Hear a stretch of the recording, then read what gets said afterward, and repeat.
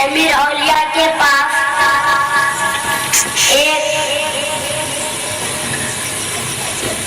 ایک بادشاہ مرید ہونے آتا اور وہ بادشاہ اپنے نوکر کو بھیجتا، بولتا کہ شامر اولیاء کو ایک خط لکھ کے دیتا، یہ دے دو شامر اولیاء کو۔ وہ شخص لکھ جا کے شامر اولیاء کو دے ڈالتا۔ شامر اولیاء پڑھ کے جب وہ چراغ لے کے وہ جلا ڈالتے ہیں خط، اس کے بعد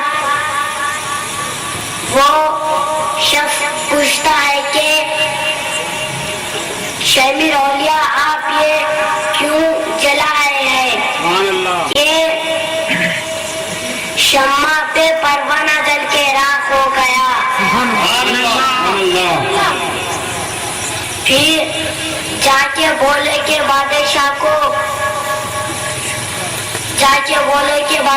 کو وہ لیٹر شامر اولیاء جلا دیے اور شمع پہ پروانہ جل کے راکھ ہو گیا۔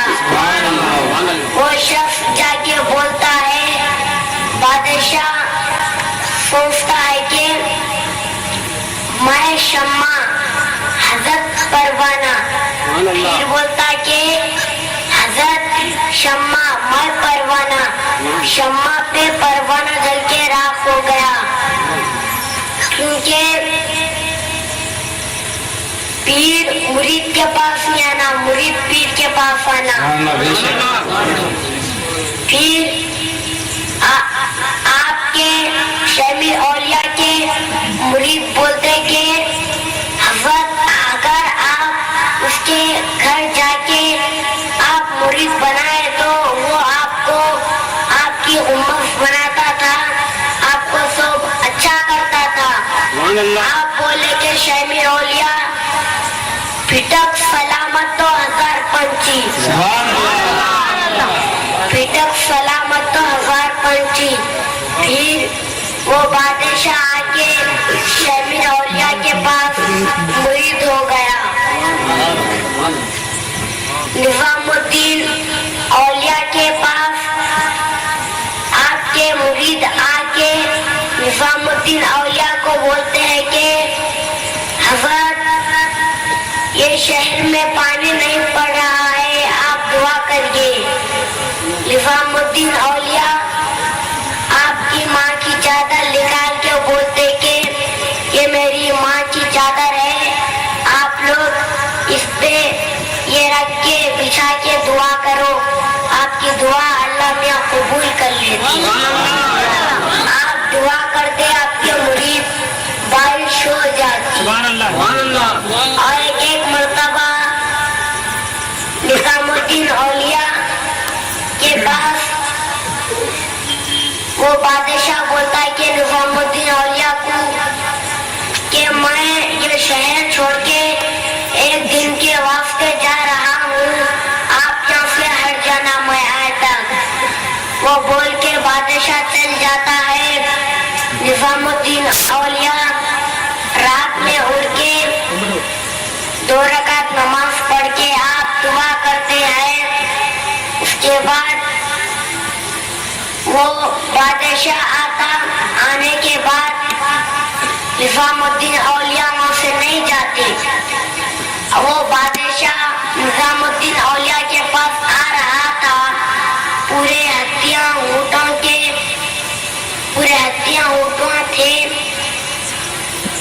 اللہ میاں وہ ہاتھیاں کے اس میں غصہ ڈالتا ہے، وہ ہاتھیاں وہ بادشاہ کو کھندل کے مار ڈالتی۔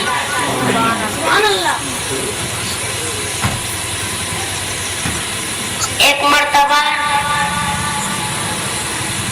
پیرانے پیر آپ کے مرید کو تعلیم دے رہے تھے۔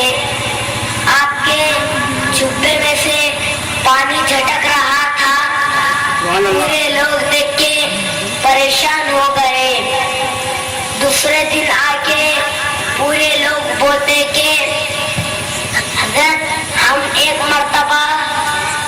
میں جا رہے تھے، ایک دم طوفان آ گیا، ہماری کشتی ٹیڑھی ہو گئی وہ سمندر میں۔ ہم پکارے کہ اے پیران پیر غوث اعظم دستگیر، اس میں پیران پیر کا ہاتھ آیا اور وہ کشتی کو لے کے سیدھا کر دیا۔ سبحان اللہ، نعرہ تکبیر، نعرہ رسالت، نعرہ تکبیر، علماء اہل سنت۔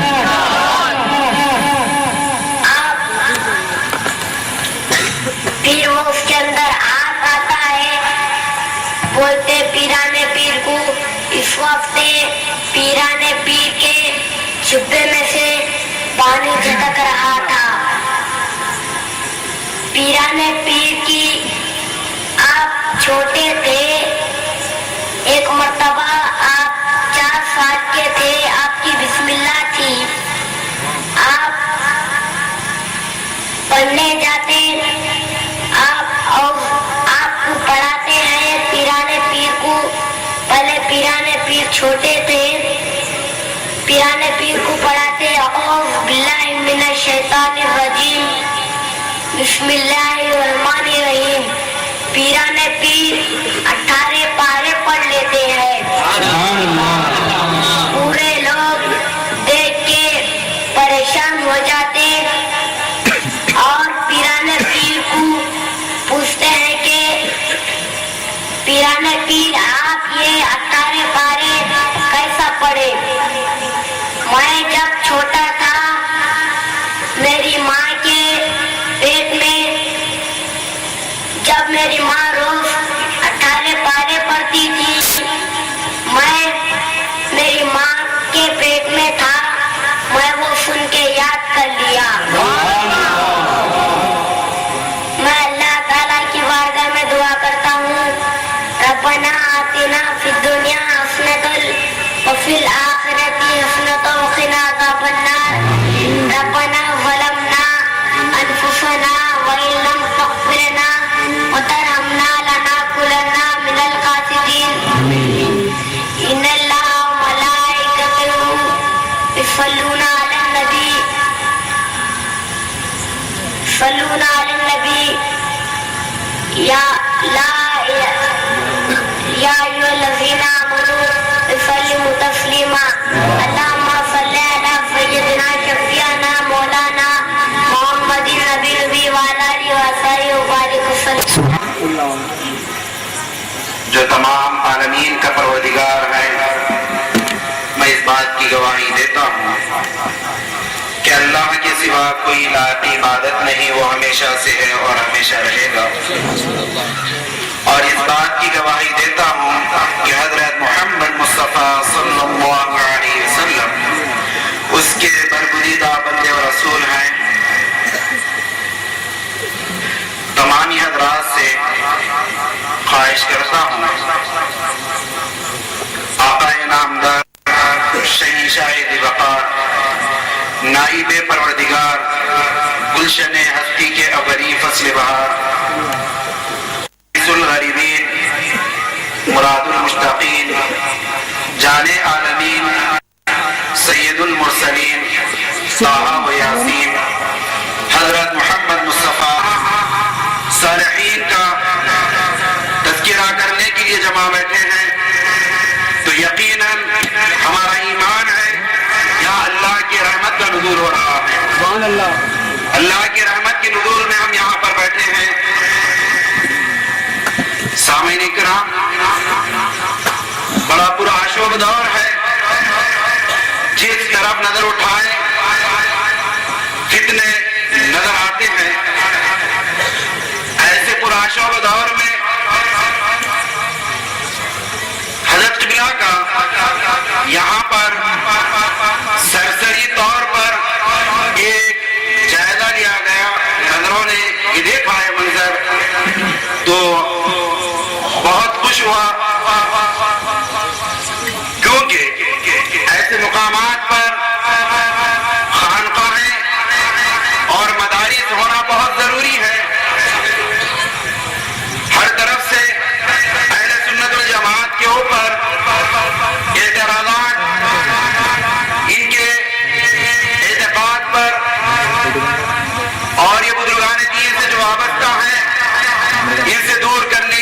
کوشش کی جا رہی ہے. عیسائیت کا دور دورہ ہے. ایسے دور میں حضرت قبلہ کا ایک کارنامہ بہت ہی قابل قدر ہے.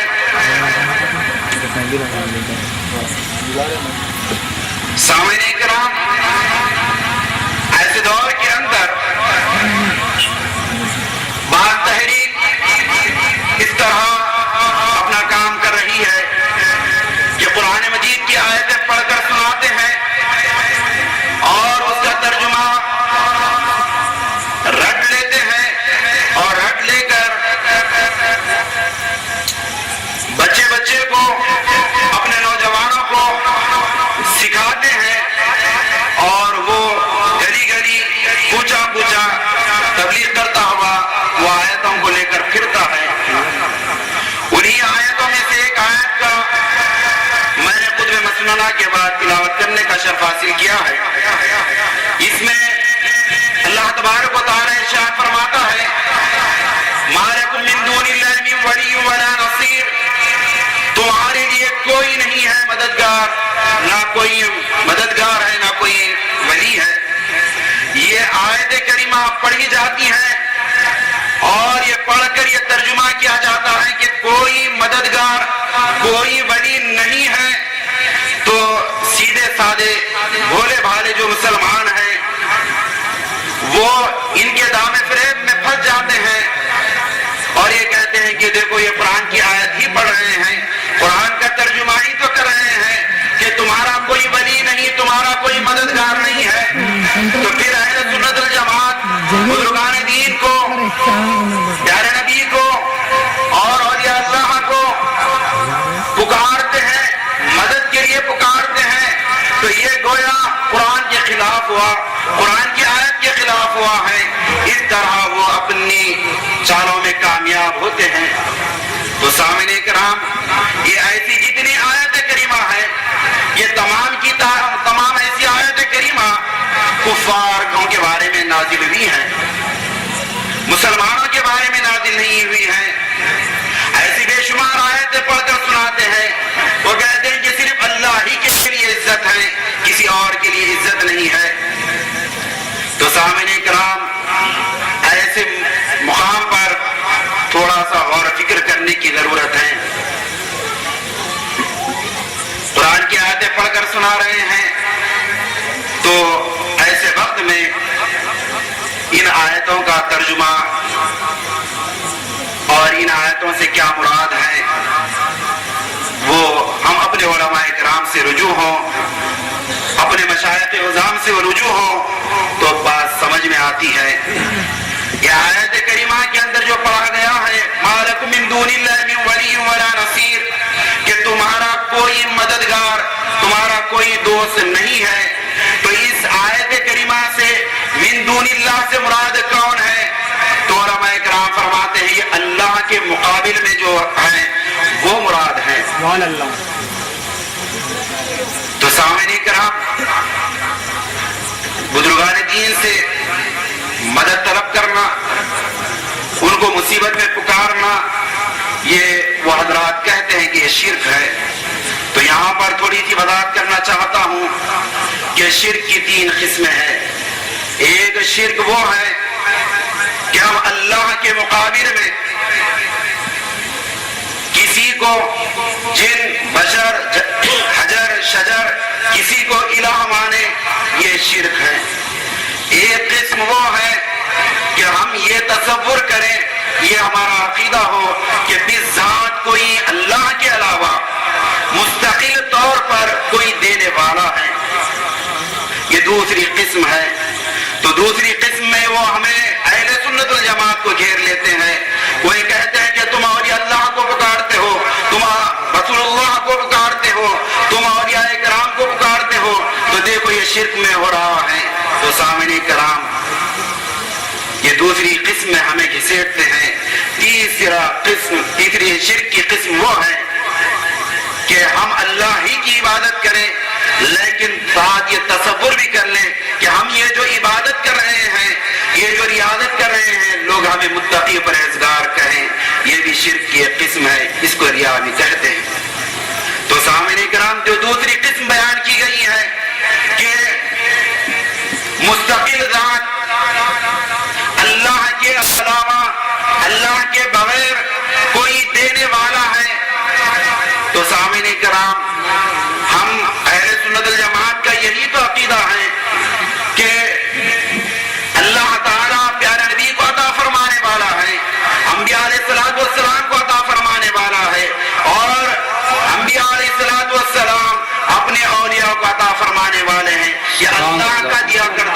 حدیث شریفہ میں آتا ہے حضور اکرم صلی اللہ علیہ وسلم ارشاد فرماتے ہیں اللہ یعطی وانا قاسم، اللہ دینے والا اور میں تقسیم کرنے والا ہوں۔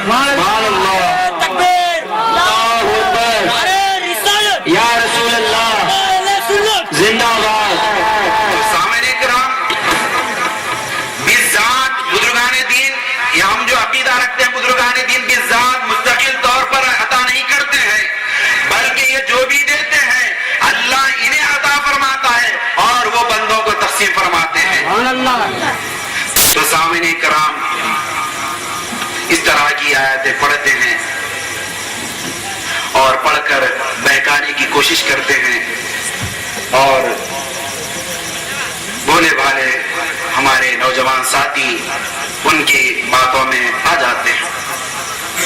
تو ضرورت اس بات کی ہے کہ ہم اپنے علماء سے اس جیسی آیتیں کا مفہوم کیا ہے ان سے سن لیں تاکہ ان کے دامِ فریب سے محفوظ رہے۔ سامعین کرام، ابھی قانوادہ کے ایک فرزند نے بڑی اچھی تقریر، ایک سمندر کو ایک کوزے میں جمع کر دیا، نمبر وار ایک ایک چیز تقریباً 10 یا 12 چیزیں بیان کی گئی ہیں۔ ایک ایک چیز کی وہ اگر لیتا جائے تو مقرر گھنٹوں تقریر کر سکتا ہے۔ الحمدللہ بہت ہی اچھی معقول انداز میں اور قانوادہ کے شہزادے نے بڑی اچھی تقریر کی ہے۔ سامعین کرام، دوسری آیت کریمہ جس کا پڑھنے کا شرف حاصل کیا گیا ہے، قرآن مجید میں اللہ تعالیٰ ارشاد فرماتا ہے الا ان اولیاء اللہ لا خوف علیہم ولا هم يحزنون، آگاہ ہو جاؤ، یقیناً اللہ کے اولیاء کو نہ کوئی خوف ہے اور نہ وہ رنج کرتے ہیں۔ سوال یہ پیدا ہوتا ہے کہ بزرگ بھی، اللہ کے ولی بھی، اللہ کے دوست بھی اس روئے زمین پر رہتے ہیں، ان کو بھی دو آنکھ، ان کو بھی جیسے ایک عام انسان کے اندر جو اعضاء و جوارح ہوتے ہیں ویسے ہی اعضاء و جوارح بزرگان دین کے بھی ہوتے ہیں۔ پھر کیا بات ہے کہ بزرگان دین کی شان میں اللہ تعالیٰ یہ فرماتا ہے کہ نہ انہیں خوف ہوتا ہے، رنج کرتے ہیں۔ کیوں خوف نہیں کرتے ہیں؟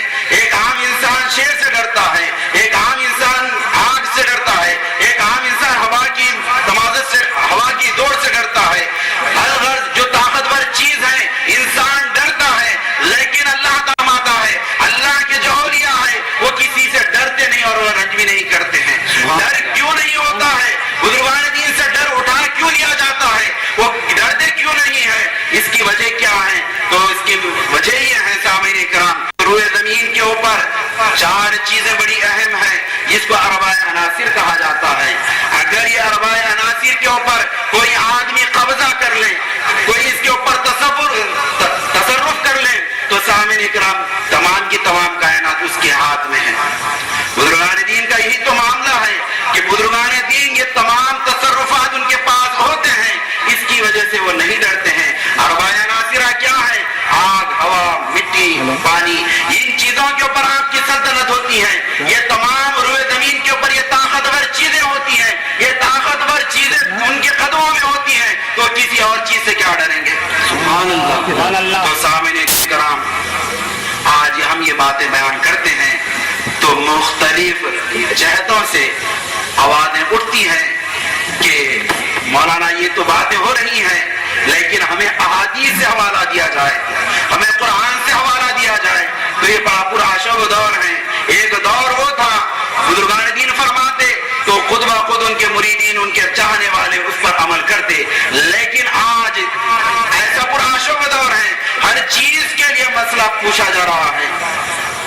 مسئلے کے اندر قرآن اور احادیث کا ہونا ضروری ہے۔